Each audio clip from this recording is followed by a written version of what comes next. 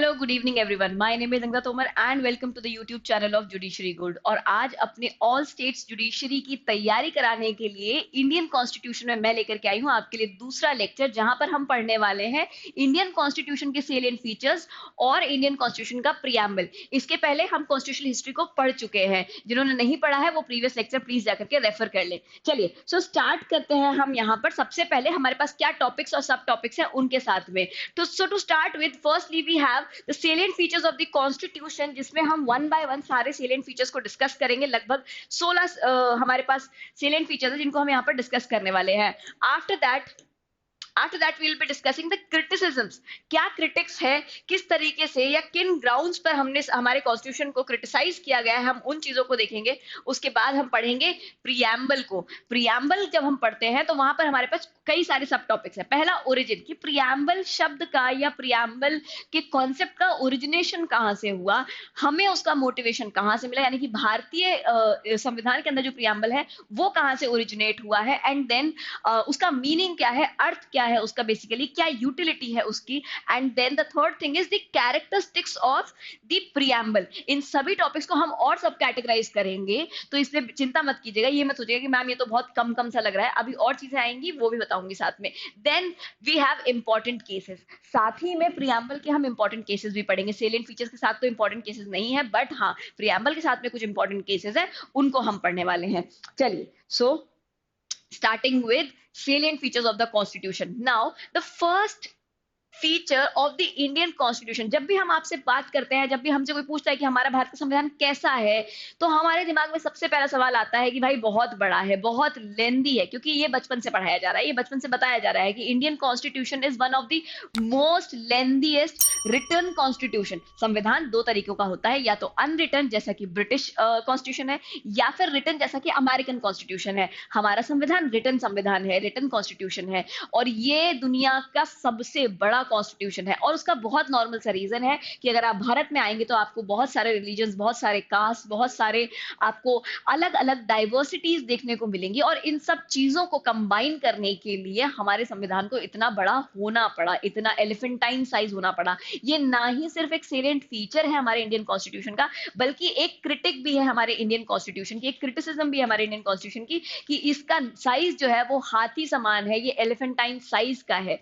Then अब अगर हम बात करें कि क्यों ये इतना बड़ा है या कैसे ये इतना बड़ा है, तो इस कॉन्स्टिट्यूशन में अगर हम देखें तो जब ये बना था 395 आर्टिकल्स थे, 22 पार्ट्स में ये विभाजित था, और इसके 8 शेड्यूल्स थे।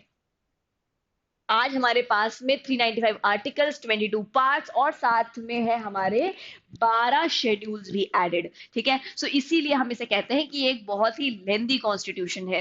Then it is drawn from various sources. Various sources अगर मैं ना कहते हुए अगर ये कह दूं कि it is drawn out of various countries, तो वो भी गलत नहीं होगा। क्यों? क्योंकि बी आर अम्बेडकर जी ने खुद अपने शब्दों में से कहा है कि that the Indian constitution, and he proudly said that the Indian constitution has been made after ransacking all the known constitutions. जितने भी विख्यात या जितने भी जाने हुए माने हुए देश थे और उनके संविधान थे, उन सबको रैंसैक करने के बाद उन सब में से कुछ ना कुछ उठाने के बाद में हमने अपने संविधान को बनाया है। And this is one of the most unique features also. And इसे कई बार क्रिटिसाइज किया जाता है कि ये सब कुछ प्लेजरिज्म है, चुरा चुरा के सब कुछ बनाया गया है, but B R Ambedkar proudly ये कहते थे कि भाई रिटर्न संविधान है, और संविधान है, कितना ही आप उसमें नया कुछ ले आओगे। 100 साल पहले एक देश ने अपना संविधान बना लिया था। पहला रिटर्न कॉन्स्टिट्यूशन 100 साल पहले आ चुका था। जिस दिन हमारा संविधान बना है उसके 100 साल पहले पहला रिटर्न कॉन्स्टिट्यूशन आ गया था। तो आज हम और आप ऐसा क्या नया कर देंगे कॉन्स्टिट्यूशन में? It has to be drawn out of various sources only. सबसे अच्छी बात यह है, अगर आप यहाँ पर अपनी कलाकारी दिखाना ही चाहते हैं तो इस तरीके से दिखाइए कि किस तरीके से आपका हर एक अलग देश से उठाया हुआ संविधान भी आपके देश के हर एक सिनेरियो को केटर कर पाता है, हर एक जरूरत को केटर कर पाता है। Then moving forward, we have a blend of rigidity and flexibility, another very important salient feature of the constitution. अब हम इसे blend of rigidity and flexibility क्यों कहते हैं? उसके पीछे एक बहुत ही बेसिक रीजन है। देखिए, अगर हम बात करें रिजिडिटी की, तो अमेरिकन कॉन्स्टिट्यूशन जो है वो काफी रिजिड कॉन्स्टिट्यूशन माना जाता है, और जो ब्रिटिश कॉन्स्टिट्यूशन है वो आपका क्या माना जाता है, आपका बेसिकली माना जाता है एक थोड़ा सा फ्लेक्सिबल कॉन्स्टिट्यूशन। उसके पीछे रीजन क्या है, देखिए जब हम कहते हैं कि कोई संविधान रिजिड है तो उसका अर्थ ये होता है कि आप उस संविधान में बहुत आसानी से संशोधन नहीं कर सकते, यानी कि अमेंडमेंट नहीं कर सकते हैं। और अगर हम कहते हैं कि फ्लेक्सिबल है तो इसका मतलब है कि हम इसमें आसानी से संशोधन कर सकते हैं। Now talking about the Indian constitution, we have article 368। ठीक है, 368 जो है वो बात करता है संविधान में संशोधन की। एक ही आर्टिकल है अमेंडमेंट ऑफ द कॉन्स्टिट्यूशन का, which is 360 article 368, and this constitution talks about all kinds of amendments that can be done in the constitution of India. And यहाँ पर आर्टिकल 368 में दो प्रोसीजर्स प्रेस्क्राइब्ड है। एक प्रोसीजर जो है वो तो है आपका स्पेशल प्रोसीजर, ठीक है, जो कैसा है, जो है थोड़ा सा रिजिड। जब मैं आपको अमेंडमेंट बताऊंगी, अमेंडमेंट वाला पार्ट पढ़ाऊंगी, आर्टिकल 368 पढ़ाऊंगी, तब वहां पर मैं मेंशन करूंगी कि क्यों एक पोर्शन जो है वो रिजिड है और क्यों दूसरा पोर्शन आपका फ्लेक्सिबल है। दूसरा जो पोर्शन है वो बहुत ही फ्लेक्सिबल है, क्यों, क्योंकि वो संविधान में भी संशोधन उसी तरीके से अलाउ करता है, उसी मैनर में अलाउ करता है जिस मैनर में हम ऑर्डिनरी लॉ, नॉर्मल लॉ को अमेंड कर सकते हैं। ठीक है, यानी कि अगर मुझे डोमेस्टिक वायलेंस एक्ट में एक अमेंडमेंट करना है तो डोमेस्टिक वायलेंस एक्ट का अमेंडमेंट जिस प्रोसीजर से होगा उसी प्रोसीजर से काफी सारे प्रोविजन है कॉन्स्टिट्यूशन के अंदर जिनको हम क्या कर सकते हैं, अमेंड कर सकते हैं। ठीक है, so it is as simple as that. But there are other features जिनको हम उस तरीके से अमेंड नहीं कर सकते, जिनके लिए हमें एक special stringent hard rigid procedure अपनाना पड़ेगा। ठीक है, therefore it's a blend of rigidity and flexibility both at the same time. Moving forward, then the fourth feature is federal system with a unitary bias. अब जब हम बात करते हैं फेडरल सिस्टम विद यूनिटरी बायस की, तो यहाँ पर कुछ चीजों को जानना आप लोगों के लिए बहुत जरूरी है। देखिए मैं यहाँ पर आपको लिख देती हूँ क्यों ये फेडरल है। अगर हम बात करते हैं फेडरल होने की, तो फेडरल होने के पीछे क्या वजह है, क्यों हम हमारे भारत की डेमोक्रेसी को फेडरल डेमोक्रेसी बोलते हैं? क्योंकि दो गवर्नमेंट्स हैं।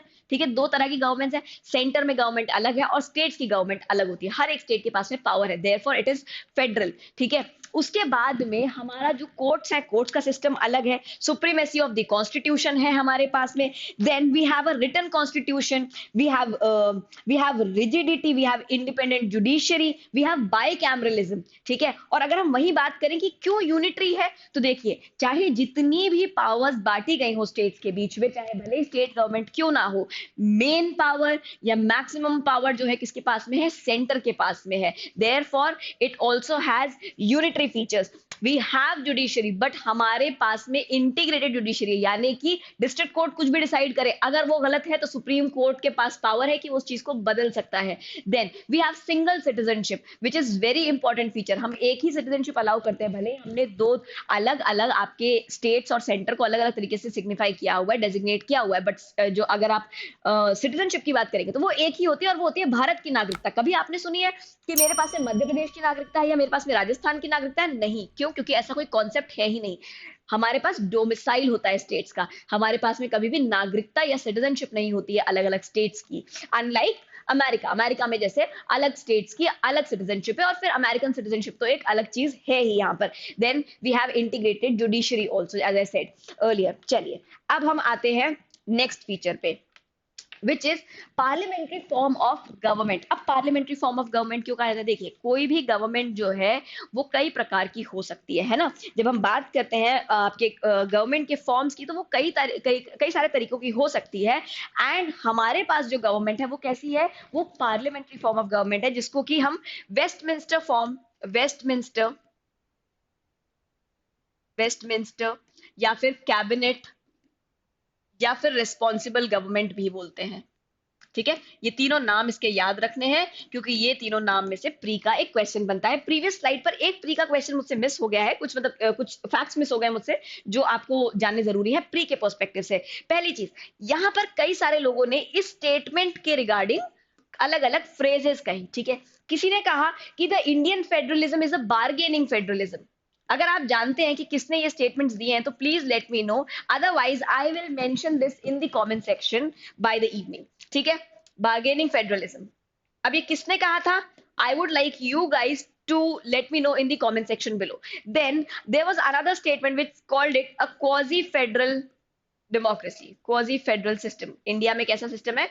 क्वाजी फेडरल सिस्टम है यहाँ पर। ठीक है, ये स्टेटमेंट्स किसने दिए थे? Please let me know in the comment section below, और अगर आपको नहीं पता है तो also mention that so that I can answer it there. चलिए आगे बढ़ते हैं।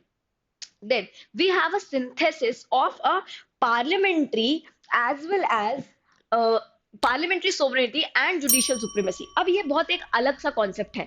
पार्लियामेंट्री सोवरेनिटी भी है हमारे पास में और जुडिशियल सुप्रीमेसी भी है. ये कैसे होता है मैं एक्सप्लेन करूंगी. उसके पहले जान लो कि पार्लियामेंट्री सोवरेनिटी का एग्जांपल क्या है. ब्रिटेन. ब्रिटेन में पार्लियामेंट के पास में क्या है, सोवरेनिटी है. अमेरिका में जुडिशरी के पास क्या है, सोवरेनिटी है. ठीक है, जुडिशरी के पास बहुत ज्यादा पावर्स है, बहुत सोवरेन माना गया है उसे, उसके पास सुप्रीमेसी है, जुडिशियल रिव्यू का स्कोप बहुत ब्रॉड है. लेकिन अगर आप इंडिया के बारे में बात करें तो इंडिया में पार्लियामेंट का अपना एक डेजिग्नेशन है, अपना एक काम है. ठीक है, और जुडिशरी का एक अपना काम है. जुडिशरी के पास में जुडिशियल रिव्यू का स्कोप है, वो चाहे तो पार्लियामेंट के द्वारा बनाए हुए कानूनों का जुडिशियल रिव्यू कर सकती है. उस हद तक नहीं कर सकती जिस हद तक अमेरिका में अलाउड है, but yes again it is still allowed. And similarly the parliament can also intervene. Parliament क्या कर सकता है, किसी भी बने हुए कानून को क्या कर, रिफ्रेम कर सकता है, मॉडिफाई कर सकता है, अमेंड कर सकता है. And therefore both are basically sovereign in their own domains and they can also try to help each other. ठीक है, या try to guide each other.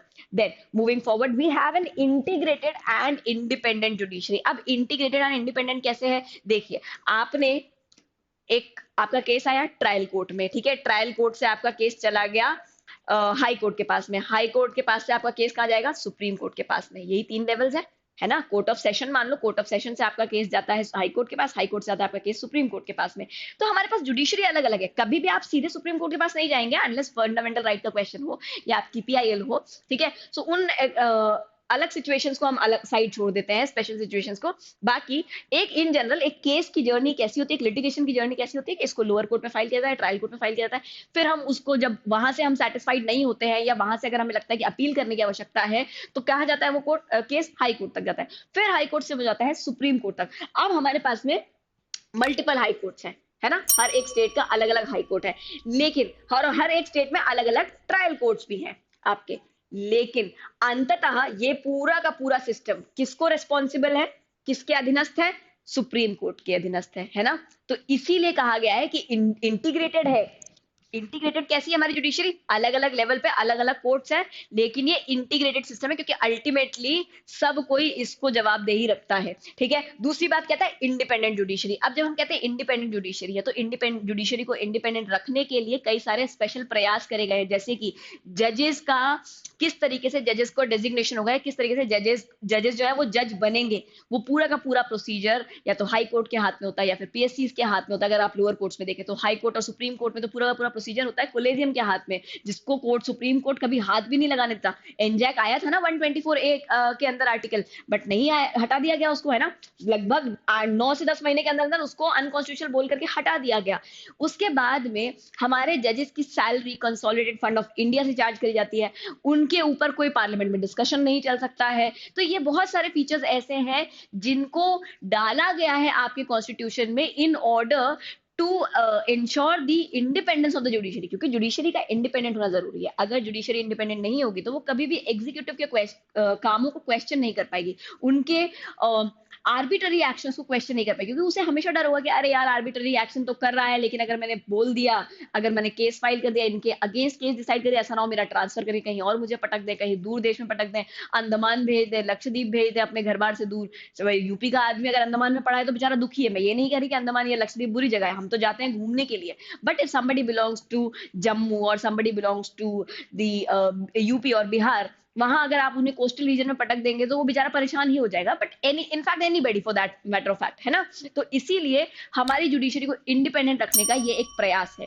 फिर चलते हैं अपन अगले फीचर पे जो है फंडामेंटल राइट्स. फंडामेंटल राइट्स जो है हम कल की क्लास में और डिटेल में पढ़ेंगे, या कल के सेशन में हम और इसे डिटेल में पढ़ेंगे. लेकिन एज ऑफ नाउ यहाँ मैं आपको एक चीज बता देती हूँ कि फंडामेंटल राइट्स जो है वो एक बहुत इंपॉर्टेंट, बहुत इंटीग्रल पार्ट है हमारे कॉन्स्टिट्यूशन का. ठीक है, अब फंडामेंटल राइट्स इतने इंपॉर्टेंट थे कि इन फंडामेंटल राइट्स के प्रोटेक्शन के लिए भी हमने एक राइट दिया, और उस राइट को भी फंडामेंटल राइट बना दिया, विच इज आर्टिकल 32. ठीक है, आपके फंडामेंटल राइट्स प्रोटेक्ट हो सके इसीलिए हमने, या आपके फंडामेंटल राइट्स जो है वो उनके उल्लंघन पे या उनके इन्फ्रिंजमेंट होने पर आप जो है जा सके कोर्ट के पास में, इसीलिए हमने आपको फंडामेंटल राइट्स को प्रोवाइड किया और उन्हें जस्टिसिएबल भी बताया. लेकिन अगर मान लीजिए कि कोई मैकेनिज्म ही ना दिया होता तो क्या होता। इसीलिए हमारे कॉन्स्टिट्यूशन मेकर्स ने आर्टिकल 32 के अंदर, ठीक है, दी आर्टिकल विच सेज कि हम कॉन्स्टिट्यूशनल रेमेडी ले सकते हैं, उसे भी अपने आप में एक फंडामेंटल राइट बना दिया। यानी कि सिर्फ आपको अधिकार नहीं दिए, उन अधिकारों का पूरक भी दिया आपको आर्टिकल 32 के रूप में। चलिए, फंडामेंटल राइट्स किस कंट्री से हमने लिए हैं, please do let me know in the comment section below, और अगर आप नहीं बताएंगे तो कल मैं बताऊंगी आपको अगले सेशन में। चलिए आगे बढ़ते हैं। Then we have fundamental duties. Fundamental duties initially हमारे संविधान के अंदर नहीं थी, इन्हें ऐड किया गया था 42nd कॉन्स्टिट्यूशनल अमेंडमेंट एक्ट से, एंड आज प्रेजेंट डे आर्टिकल 51A के अंदर हमारे पास में क्या है, 11 ड्यूटीज है। वी हैव 11 ड्यूटीज, जिनमें से सबसे आखिरी ड्यूटी जो है वो 86th कॉन्स्टिट्यूशनल अमेंडमेंट एक्ट से 2002 में ऐड करी गई थी। क्या है वो ड्यूटी, कौन सी है ड्यूटीज, वो हम बाद में डिस्कस करने वाले हैं। इन फंडामेंटल ड्यूटीज को सजेस्ट किया गया था स्वर्ण सिंह कमिटी के द्वारा। स्वर्ण सिंह कमिटी, इस कमिटी के एडवाइस पर फंडामेंटल ड्यूटीज को ऐड किया गया था कॉन्स्टिट्यूशन में। एंड याद रखिएगा ये जस्टिसिएबल नहीं होती है। एंड व्हेन आई से something is justiciable and something is non justiciable, justiciable वो चीजें होती हैं जिनके बिना पर या जिनके बेसिस पर आप जाकर के कानूनी कार्रवाई कर सकते हैं, आप कानून की मदद मांगते हुए वहां पर अपने लिए इंसाफ ले सकते हैं।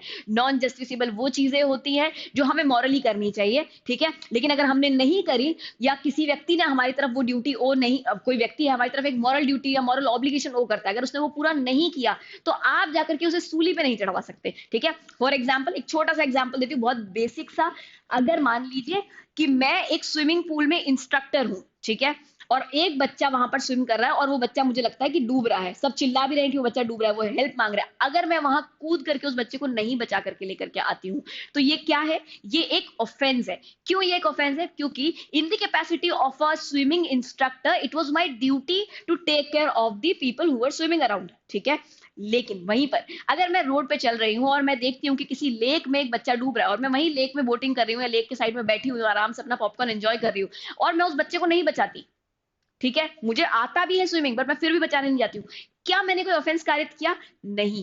क्यों? क्योंकि उस डूबते बच्चे को बचाना सिर्फ और सिर्फ मेरा एक मॉरल ऑब्लिगेशन था, चाहे उसने मुझसे लाख हेल्प मांगी हो, चाहे मुझे लाख तैरना आता हो, चाहे मैं मतलब इंटरनेशनल लेवल स्विमर हूं, अगर मेरी इच्छा नहीं है उस बच्चे को बचाने की तो मैं अपनी उस मॉरल ड्यूटी को वेव ऑफ कर सकती हूँ। कोई भी मेरे खिलाफ कोर्ट नहीं जा पाएगा, और अगर कोर्ट जाएगा भी तो कोर्ट से जाकर के वो मेरे अगेंस्ट पनिशमेंट नहीं लेकर के आ पाएगा, ठीक है। सो जब भी हम किसी ऐसी मॉरल ड्यूटी की बात करते हैं तो वो क्या होती है, वो नॉन जस्टिसेबल होती है। तो आपकी फंडामेंटल ड्यूटीज जो है वो क्या है, नॉन जस्टिसेबल है, यानी कि कुछ ऐसी ड्यूटीज हैं जो हर एक भारत के नागरिक को क्या करनी है, ध्यान में रखनी है। अगर वो करता है उन ड्यूटीज को फॉलो तो बहुत अच्छी बात है, लेकिन अगर वो उन ड्यूटीज को ऑब्लाइज नहीं करता है तो हम कोर्ट तक नहीं जा सकते उनके अगेंस्ट कार्रवाई करने के लिए, अनलेस उन ड्यूटीज के बेसिस पर कोई सेपरेट कानून बना हो। जैसे हमारे पास फ्लैग कोड है, ठीक है, हमारी फंडामेंटल ड्यूटी कि हमें national emblem, national flag, national anthem, इन सबका रिस्पेक्ट करना है, क्लियर।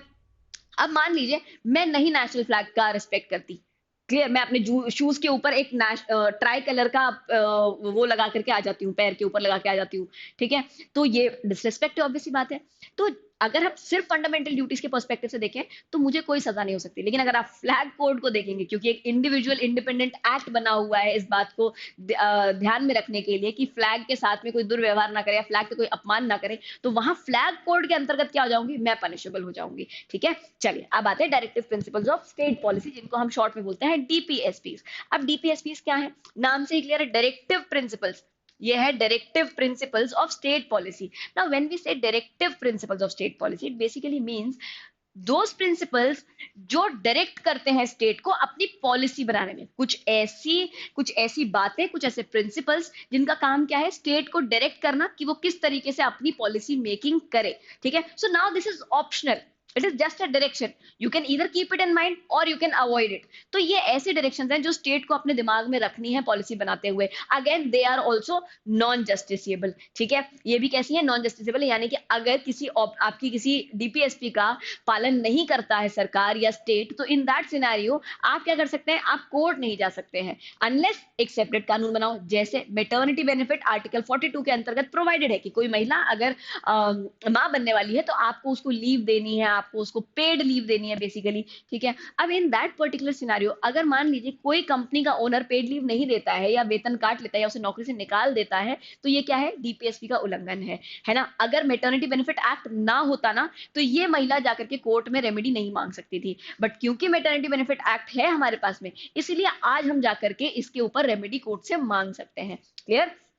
चलिए नेक्स्ट है secular state. Now what do we mean by secular state. देखिए सेक्युलर शब्द जो है ना वो ऐड किया गया था 42nd कॉन्स्टिट्यूशनल अमेंडमेंट से हमारे संविधान के अंदर। इनिशियली ये शब्द हमारे संविधान में नहीं पाया जाता, हमारे प्रियम्बल में नहीं पाया जाता था। इसका जो एक तरीके से हम जिस्ट है या इसका जो एसेंस है वो तो संविधान में देखने को मिलता था, लेकिन ये टर्म स्पेसिफिकली हमारे प्रियम्बल के अंदर देखने को नहीं मिलता था, ठीक है। अब सेक्युलर का अर्थ क्या होता है। सेक्युलर के दो अर्थ होते हैं, एक अर्थ होता है पॉजिटिव मीनिंग और एक है आपका नेगेटिव मीनिंग। पॉजिटिव मीनिंग कहता है कि भाई मैं मेरा कोई धर्म नहीं है, but I don't deny the existence of any religion, ठीक है। मतलब मेरा तो कोई धर्म नहीं है, ना मैं कोई धर्म को मानता हूं, लेकिन आप सब मानते हैं, इस बात से मुझे कोई तकलीफ नहीं है। I respect all the religion, irrespective of the fact that I don't believe in any religion, I still respect the religion, है ना। दूसरा नेगेटिव एस्पेक्ट कहता है कि ना तो मेरा कोई धर्म है, ना मैं आपको किसी धर्म का पालन करने दूंगा, है ना। अब जब हम कहते हैं कि नेगेटिव सेक्युलरिज्म, तो इसका मतलब ये नहीं है कि अगर आप किसी धर्म का पालन करें तो आपको रोक दिया जाएगा, लेकिन आपको on the grounds of religion कोई भी प्रिविलेज नहीं मिलेगा देश के अंदर, ठीक है। जैसे अगर आप भारत में देखेंगे तो टैक्स पे नहीं करना है, ये सब रिलीजन के लिए है। क्यों? क्योंकि हम हर एक रिलीजन को क्या करते हैं, सम्मान कर रहे हैं, हम पॉजिटिव सेक्युलरिज्म अपना रहे हैं। इसीलिए क्या है, इसलिए हमें इस बात से प्रॉब्लम नहीं है कि चाहे आप हिंदू हो, चाहे आप मुसलमान हो, चाहे आप क्रिश्चियन हो, जू हो, पारसी हो, सिख हो, आप कोई भी हो, आपको टैक्स देने की जरूरत नहीं है, ठीक है। मतलब अलग एस्पेक्ट है, ये मत सोचना कि इनकम टैक्स देने की जरूरत नहीं है आपको, वो एस्पेक्ट आर्टिकल 27 जब पढ़ाऊंगी तब बताऊंगी आपको। तो वहां पर आपको टैक्स देने की आवश्यकता नहीं किसी भी इंस्टीट्यूशन को या किसी भी रिलीजियस इंस्टीट्यूशन को, लेकिन आपका, तो हमने क्या किया, हमने एक बेनिफिट दे दिया रिलीजियस इंस्टीट्यूशंस को। क्यों? क्योंकि हम मानते हैं कि सभी धर्मों का सम्मान करना चाहिए। लेकिन नेगेटिव सेक्युलरिज्म कहता है कि ना तो मेरा कोई धर्म है, ना आप अगर किसी धर्म का पालन करते हैं तो उसके पालन करने में मैं आपकी मदद करूंगा। यानी कि अगर आप एक इंस्टीट्यूशन है, रिलीजियस इंस्टीट्यूशन है, और आपका कोई टैक्स बनता है तो आप पे कीजिए, उससे आपको कोई रिलीफ नहीं मिलने वाला, ठीक है। क्योंकि हम क्या अपनाते हैं, negative secularism. India for the fact क्या अपनाता है, पॉजिटिव सेक्युलरिज्म। चलिए अब आगे चलते हैं यूनिवर्सल अडल्ट फ्रेंचाइज। अब यूनिवर्सल अडल्ट फ्रेंचाइज क्या है, बहुत ही सिंपल सी बात है कि हमारे देश के अंदर कोई भी व्यक्ति का अगर इलेक्शन होना है तो वो किस बेसिस पर होगा, वोट डाल करके होगा। वोट कौन डालेगा, तो वोट डालेगा यूनिवर्सल अडल्ट फ्रेंचाइज पे, जिसका इनिशियली एज था 21 इयर्स, लेकिन 1988 में राजीव गांधी सरकार ने 61st अमेंडमेंट के थ्रू इसे क्या कर दिया, घटा करके 18 साल कर दिया। यानी कि पहले वोटिंग एज थी 21 साल, 1988 के बाद में ये एज हो गई 18 साल, ठीक है। ये एक बहुत इंपॉर्टेंट, आपका एक तरीके से आप कह सकते हो कि एक बहुत इंपॉर्टेंट कंट्रीब्यूशन है राजीव गांधी गवर्नमेंट का। चलिए अब आगे बढ़ते हैं हम नेक्स्ट फीचर्स के ऊपर। Then the next feature is single citizenship. As I earlier also mentioned कि ये एक बहुत यूनिटरी बायस दिखाता है हमारे देश का, एक सेंट्रलाइजिंग टेंडेंसी दिखाता है। क्यों? क्योंकि हमारे देश में आप किसी भी स्टेट में रह रहे हो, आपके पास नागरिकता एक ही होती है, वो होती है citizenship of India. You will never have a citizenship of India and a citizenship of Uttar Pradesh, Madhya Pradesh, Rajasthan और एनी अदर स्टेट, ठीक है। तो इसीलिए हम कहते हैं कि हम सिंगल सिटीजनशिप के पैटर्न को फॉलो करते हैं, ठीक है। और ये हमारे देश की इंटीग्रिटी को इंश्योर करने में, बरकरार रखने में मदद करता है। Then independent bodies, there are many independent bodies जिनको हम अंडर द हेड ऑफ अपने सिलेबस में, जहां मैंने बताया भी था आपको, तो वहां पर कॉन्स्टिट्यूशनल बॉडीज के हेड में हम इनको पढ़ेंगे। For example election commission of India, UPSC, state PSC, ठीक है। ये कुछ बॉडीज है, कैग हो गया आपका। तो ऐसी बहुत सारी इंडिपेंडेंट बॉडीज बनाई गई हैं जिनका काम क्या है, जिनका काम है निष्पक्षता से अपना काम करना, अपनी ड्यूटीज पूरी करना, बिना किसी एक व्यक्ति, पार्टी की तरफ इंक्लाइन करे हुए, ठीक है। यानी कि ऐसा नहीं है कि अगर आप कांग्रेस को फॉलो करते हैं और अगर आपको इलेक्शन कमीशन में बिठा देगा तो आप कांग्रेस के फेवर में डिसीजन है, या अगर आप बीजेपी को बिलोंग करते हैं तो आप बीजेपी के फेवर में डिसीजन है, ठीक है। सो इस तरह की कुछ बॉडीज थी जिनको इंडिपेंडेंट रखना जरूरी था, और उन बॉडीज का यहाँ पर जिक्र किया गया है। Then we have emergency provisions. अब ये एक बड़ा यूनिक फीचर है और इसको बहुत एक अच्छा फीचर नहीं माना जाता है, इसको dark feature of the Indian constitution माना जाता है, ठीक है। क्यों इसको डार्क फीचर माना जाता है इंडियन कॉन्स्टिट्यूशन का? क्योंकि जब इमरजेंसी लागू होती है उस समय पर हर एक नागरिक के फंडामेंटल राइट्स जो है वो क्या हो जाते हैं, सस्पेंड हो जाते हैं। सारे फंडामेंटल राइट्स सस्पेंड नहीं होते हैं, कुछ कैटेगरी ऑफ फंडामेंटल राइट्स जो सस्पेंड हो जाते हैं, कुछ हैं जो नहीं सस्पेंड होते हैं। कौन से हैं कल हम डिस्कस करेंगे। लेकिन अब जब फंडामेंटल राइट सस्पेंड हो जाता है, आप एक तरफ कहते हैं कि फंडामेंटल राइट्स क्या है, आपके मौलिक अधिकार है, यानी कि they are the very basic rights, ठीक है, ये ऐसे अधिकार है जो एक ह्यूमन सर्वाइवल के लिए बहुत जरूरी है। और दूसरी तरफ आप कहते हैं कि अगर इमरजेंसी की सिचुएशन आई तो हमारे देश के प्रेसिडेंट के पास में या हमारे स्टेट के पास में राइट होगा कि वो क्या कर ले, आप लोगों से आपके ये मौलिक अधिकार, आपके ये बेसिक राइट्स क्या कर ले, छीन ले। तो ऑब्वियसली बात है कि एक हाथ से आप दे रहे हैं और दूसरे हाथ से आप लेने की बात कर रहे हैं उन्हीं राइट्स को, तो इसीलिए इनको एक डार्क फीचर कहा जाता है। अब यहाँ पर एक इंपॉर्टेंट चीज है कि इमरजेंसी का प्रोविजन का जो हमने इंस्पिरेशन है वो कहाँ से लिया। सो इमरजेंसी का नहीं, बल्कि इससे बच्चे ऑफन कंफ्यूज होते हैं कि जर्मनी से लिया है, जर्मनी से नहीं लिया है। Suspension of fundamental rights during emergency का इंस्पिरेशन हमने जर्मनी से लिया है, ठीक है। So emergency all together is a different thing and fundamental rights का उस समय पर सस्पेंड हो जाना इज अ डिफरेंट थिंग। जब फंडामेंटल राइट्स जो सस्पेंड किए जाते हैं इमरजेंसी के दौरान, वो फीचर हमने कहाँ से उठाया है, जर्मनी से उठाया है। चलिए अब आगे आते हैं थ्री टियर गवर्नमेंट पे। अब थ्री टियर गवर्नमेंट क्या है, गांधी जी के दिमाग की ये उपज थी, ठीक है।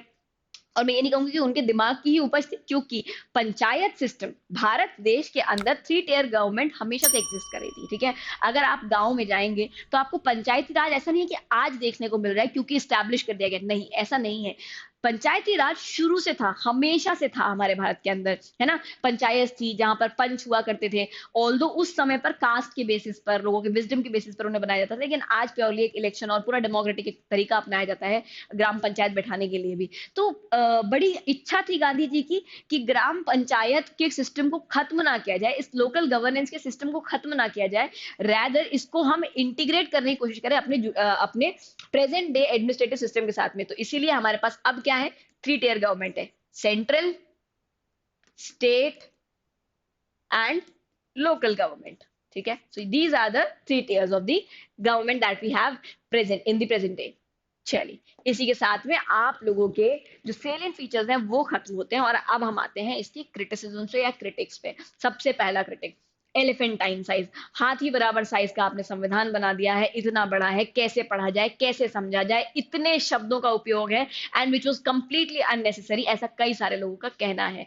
लेकिन शायद उस समय पर परिस्थिति ऐसी थी, हमारे पास इतने विभिन्न विभिन्न कल्चर्स थे, इतनी अलग डेमोग्राफीज हैं हमारे पास में, इतने अलग आपके रिलीजन्स हैं, कास्ट हैं, इतने अलग तरीके के प्रॉब्लम्स थे, उन सबको सॉर्ट करने के लिए शायद उस समय पर डिटेलिंग बहुत जरूरी थी और इसीलिए हमारे संविधान का साइज कैसा है, एलिफेंटाइन साइज है। देन लॉयर पॉलिटिशियन डोमिनेशन, अब ये भी एक क्रिटिसिज्म है कि ये बहुत ही लॉयर और पॉलिटिशियन डोमिनेटेड बॉडी बनाई गई कॉन्स्टिट्यूएंट असेंबली और उन्हीं ने क्या कर दिया, संविधान बना दिया अपनी इच्छा अनुसार। तो ये भी एक इसका क्रिटिसिज्म के तौर पर देखा जाता है। Then it's a borrowed constitution, as I said earlier also that the thing which B.R. Ambedkar said कि भाई हम रैंसैक करके बना रहे हैं and I'm proudly accepting it कि मैंने तो सब देशों के जितने देश के संविधान थे सबको पढ़ा, सब में से मुझे जो जो ठीक लगा मैंने उठा करके अपने संविधान में डाल दिया, ठीक है। बट उस चीज को एज अ क्रिटिसिज्म भी देखा जाता था कि आपने किया क्या, आपने नया क्या किया, आप तो सब कुछ चुरा करके लिया है ना, दैट इज तो प्लेजरिज्म, दैट इज तो बेसिकली रैंसैकिंग और स्टीलिंग और बोरोइंग। तो इसमें कुछ अच्छा नहीं है, इसमें कुछ नया नहीं है, इसमें कुछ क्रिएटिव नहीं है, ये तो कोई भी कर देता, ऐसा कुछ लोगों का कहना था। Then it was a carbon copy of the act of 1935। जब मैंने कल 1935 का एक्ट पढ़ाया था तो आपको बताया था कि ये एक्ट बहुत ही इंपॉर्टेंट है क्योंकि बहुत सारे फीचर्स ऐसे हैं आज के प्रेजेंट डे हमारे कॉन्स्टिट्यूशन में जो 1935 के एक्ट से क्या करे हुए, इंस्पायर करे हुए हैं। तो therefore some people also said कि भाई आपने एक तरफ तो कहा कि हम अपने आजाद भारत का संविधान खुद बनाएंगे बिना किसी एक्सटर्नल इंटरवेंशन के, बिना किसी ब्रिटिश इंटरवेंशन के, और फिर आपने ब्रिटिशर्स के द्वारा बनाए हुए गवर्नमेंट ऑफ इंडिया एक्ट 1935 से ही पूरा का पूरा इस संविधान को बोरो कर लिया।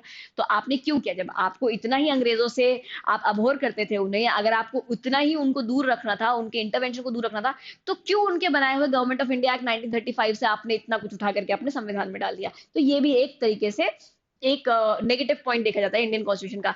Then Ivor Jennings called it the lawyers paradise. Now क्यों लॉयर्स पैराडाइज? क्योंकि अगर आप कॉन्स्टिट्यूएंट असेंबली देखेंगे तो जो मेजोरिटी पीपल है ना, जो डोमिनेशन है पीपल लोगों का, वो ज्यादातर लोग क्या है, लॉयर्स हैं।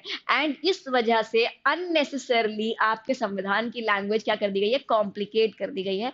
ऐसा मानना है क्रिटिक्स का कि भाई आपने, क्योंकि लॉयर्स पैराडाइज था, क्योंकि लॉयर्स का डोमिनेशन ज्यादा था, उन्होंने इतने भारी भारी शब्दों का उपयोग किया, इतनी कॉम्प्लिकेटेड लैंग्वेज यूज करी कि पूरा संविधान अननेसेसरली कॉम्प्लिकेट हो गया है। Then it was a time consuming process, है ना। क्योंकि ये टाइम कंज्यूमिंग था, इसलिए इसको अक्सर ड्राफ्टिंग कमिटी ना कहते हुए ड्रिफ्टिंग कमिटी भी कहा है, कि बार बार इतने ड्राफ्ट बने, बार बार कभी आपने प्रेजेंट किया, फिर लगा कि नहीं ये चीज ठीक नहीं है, फिर आपने उस चीज को वापस रीडू किया या अंडू किया, तो इस चक्कर में बहुत ज्यादा टाइम कंज्यूम हुआ है ना। मैंने बताया था कल की क्लास में, 2 साल 11 महीने 18 दिन का टाइम पीरियड बहुत इंपॉर्टेंट है, और ये बहुत लंबा टाइम पीरियड है, लगभग लगभग 3 साल है ये, ठीक है। चलिए आगे बढ़ते हैं।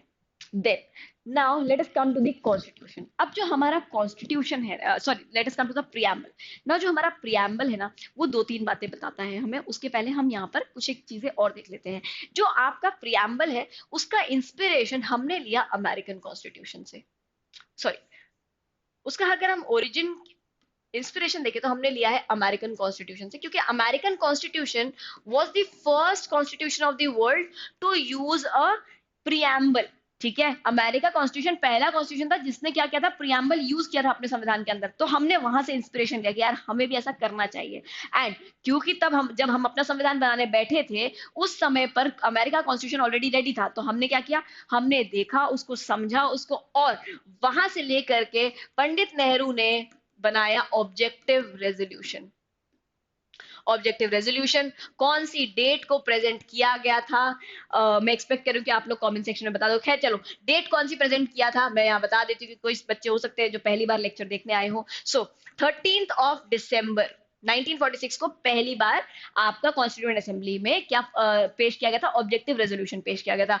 और 24 जनवरी 1947 को इसे क्या कर लिया गया था, एक्सेप्ट कर लिया गया था। ठीक है, इसे क्या कर लिया था, एक्सेप्ट कर लिया गया था, कि हाँ ठीक है, मतलब अडॉप्ट कर लिया गया था basically. Then moving forward, sorry 22 है, 22 जनवरी, ठीक है, 22 जनवरी को इसे अडॉप्ट कर लिया गया था by the constituent assembly. And यही ऑब्जेक्टिव रेजोल्यूशन आगे चल के हमारा प्रियम्बल बना। ठीक है, चलिए, और प्रेजेंट किसने किया था, नेहरू जी ने। Now, what is the meaning of the preamble? So, preamble basically is the preface or the introduction of the Indian Constitution. The Indian preamble is the basic preface or the introduction to the Indian Constitution, and N.A. Palkhiwala also called it the identity card of the Indian constitution. उन्होंने क्या कहा कि ये पहचान पत्र है आपके संविधान का। तो ये स्टेटमेंट याद रखिएगा, ये अक्सर पूछा जाता है प्री में। नाउ अब एक बार फटाफट से हम क्या देख लेते हैं, अपना प्रियम्बल देख लेते हैं, है ना। प्रियम्बल को अगर हम पढ़ेंगे तो जो बच्चे मेंस की तैयारी करें, गाइस प्लीज प्रियम्बल को कंठस्थ कर लो, सेलिएंट फीचर्स को कंठस्थ कर लो, ये बहुत जरूरी है ना। We the people of India having solemnly resolved to constitute India into a sovereign socialist secular democratic republic and to secure to all its citizens justice, liberty, equality, fraternity in our constituent assembly this 26th day of November 1949 do hereby adopt, enact and give to ourselves this constitution. ये कुछ बातें, अगर मैं primarily, मैंने सिर्फ वो बातें पढ़ी है यहाँ पर जो बोल्ड लेटर्स में लिखी हुई हैं, तो ये कुछ बोल्ड लेटर्स में लिखी हुई बातें हमें कुछ मैसेज कन्वे करती हैं। क्या है वो message? So if we talk about it, the first message that the preamble हमें यहाँ पे 4 बातें बताता है, ठीक है, जिसमें से पहली बात तो क्या है, मैं यहीं पर लिख रही हूं कि पहली बात है हमारे पास सोर्स ऑफ पावर या अथॉरिटी।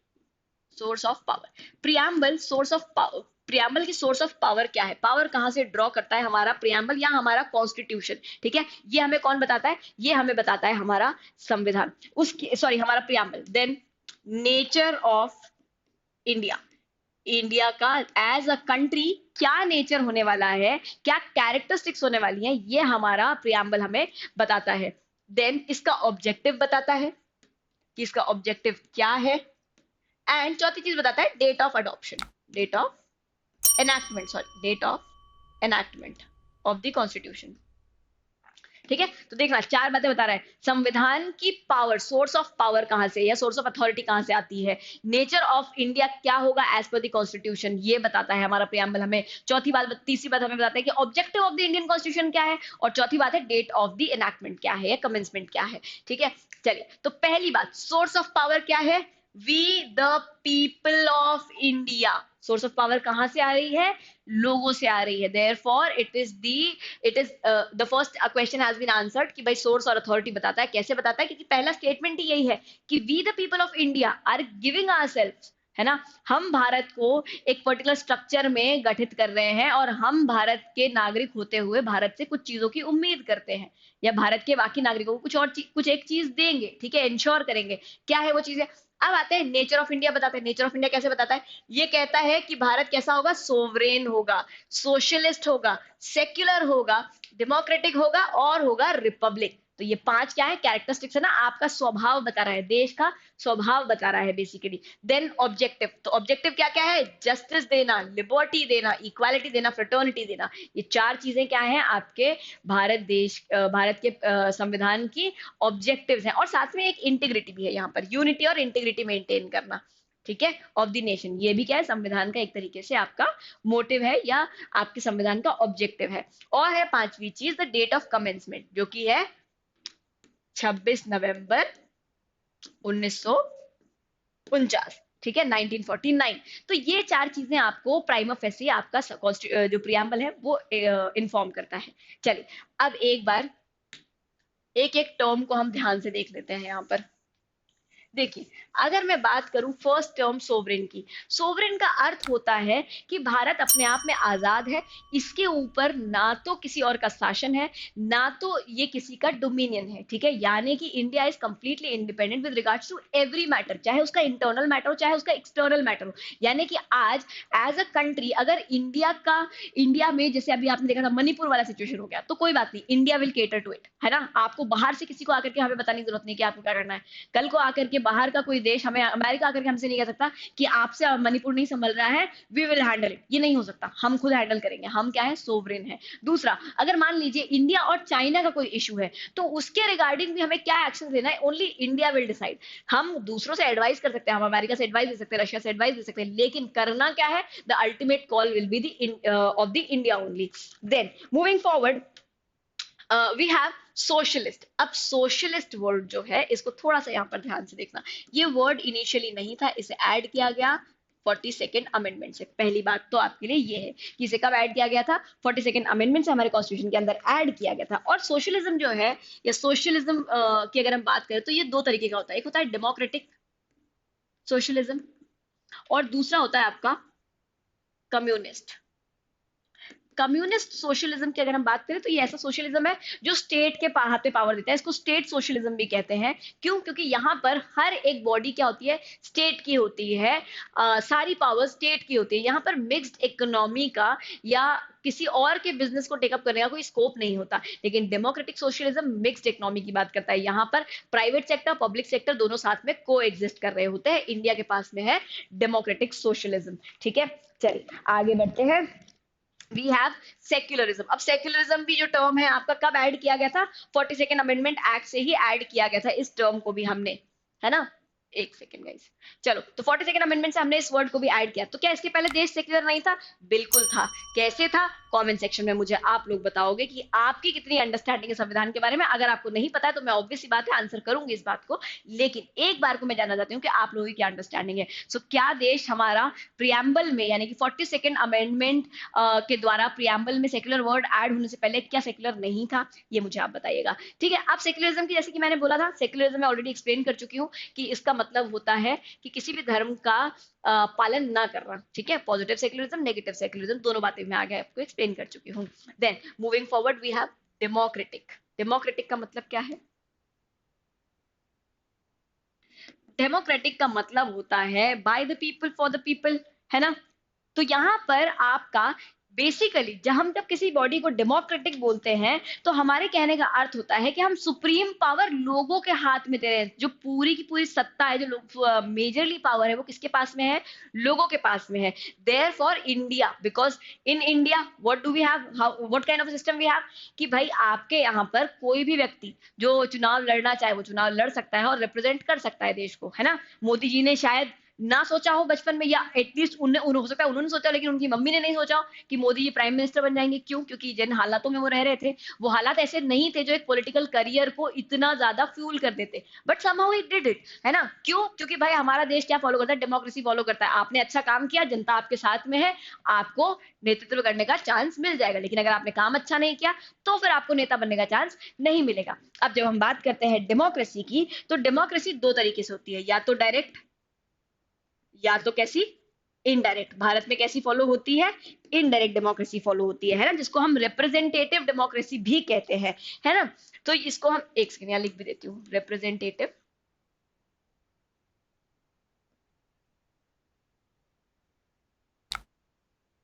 और ये रिप्रेजेंटेटिव डेमोक्रेसी या इनडायरेक्ट डेमोक्रेसी दो तरीके की होती है, पार्लियामेंट्री और प्रेसिडेंशियल।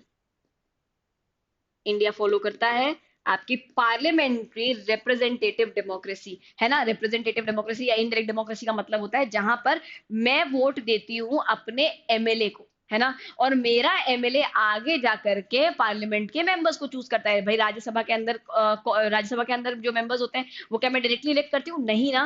लोकसभा के इलेक्शन डायरेक्ट होते हैं और आपके एमएलए के इलेक्शन डायरेक्ट होते हैं, लेकिन राज्यसभा के इलेक्शन कैसे होते हैं? इनडायरेक्ट होते हैं। पीएम का इलेक्शन कैसा होता है? इनडायरेक्ट होता है। पीएम का तो खैर इलेक्शन नहीं होता, उसका तो अपॉइंटमेंट होता है कि पूरी की जो भी लीडिंग पार्टी होती है या विनिंग पार्टी होती है, वो क्या करती है? अपने में से किसी एक व्यक्ति को प्राइम मिनिस्टर बना देती है, ठीक है। Same happens in the case of the president also, कि जिनको मैंने चूज किया है, जितने भी मेंबर ऑफ पार्लियामेंट को मैंने चूज किया है, मेंबर्स ऑफ लेजिस्लेटिव असेंबली को मैंने चूज किया है, वो मिलकर के मेरे लिए मेरा प्रेसिडेंट क्या करते हैं? चूज करते हैं। सो मेरे रिप्रेजेंटेटिव्स मेरे लिए एक और व्यक्ति को चूज करके लेकर आते हैं। That is it is indirect democracy, है ना। मैं कभी भी डायरेक्टली प्रेसिडेंट के लिए वोट नहीं करती हूँ। चलिए आगे आ जाते हैं। तो रिमेंबर, इंडिया की डेमोक्रेसी कैसी है?